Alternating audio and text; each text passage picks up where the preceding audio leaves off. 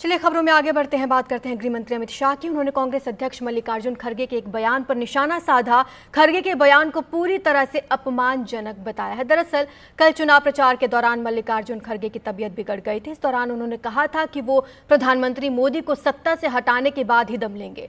PM Modi ने खुद phone कर खड़गे के स्वास्थ्य की जानकारी ली थी। सबसे पहले आपको सुनाते हैं कि मल्लिकार्जुन खड़गे ने क्या कहा था।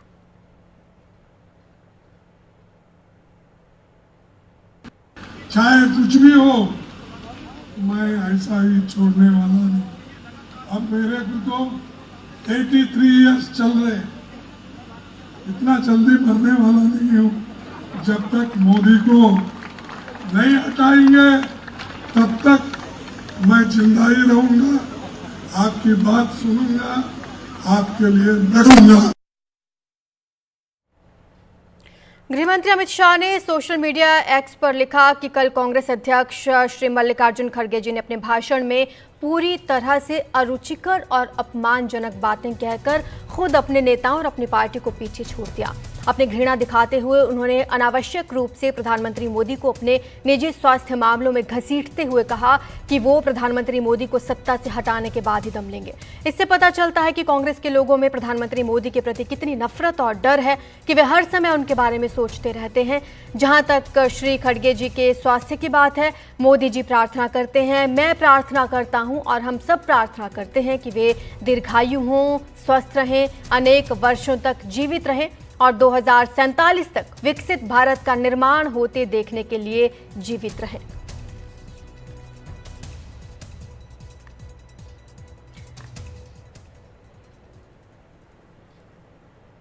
और हमारे सहयोगी अखिलेश शर्मा हमें इस मामले में ज़्यादा जानकारी देंगे। अखिलेश जी, हमने देखा बयान आया है गृह मंत्री अमित शाह का और उस बयान में ना सिर्फ स्वास्थ्य की कामना है बल्कि उनको सटीक जवाब भी दे दिया है। बिल्कुल, और जिस तरह से कल मल्लिकार्जुन खड़गे का यह बयान आया था, कठुआ में एक जनसभा को संबोधित कर रहे थे। सभा को संबोधित करते करते अचानक उनकी आवाज लड़खड़ाने लगी थी, उन्हें चक्कर से आने लगे थे, उन्हें सहारा देकर बैठाया गया।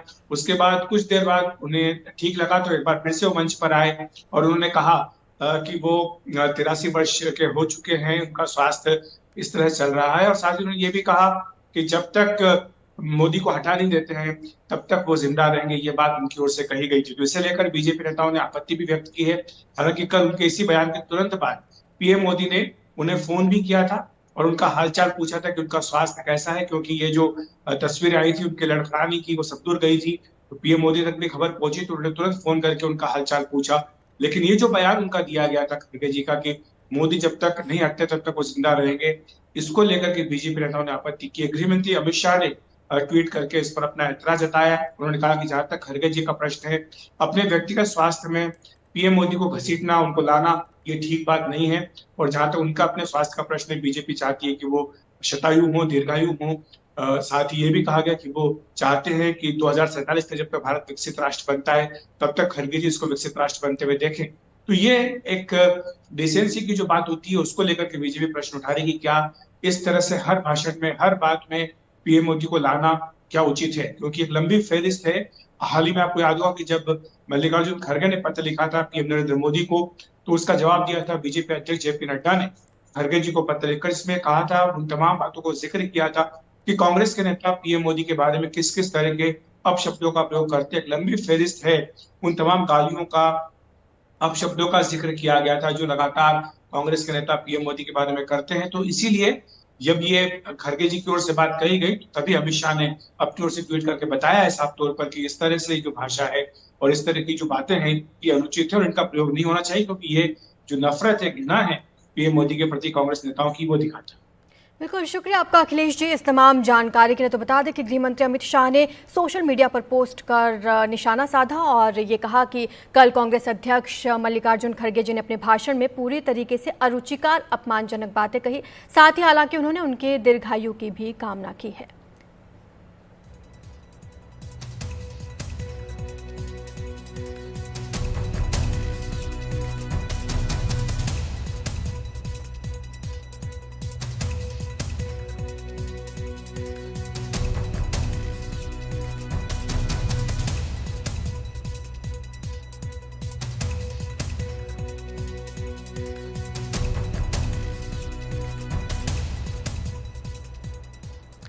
अब यहाँ पर वक्त हो चला एक छोटी सी ब्रेक का, हम लौटेंगे।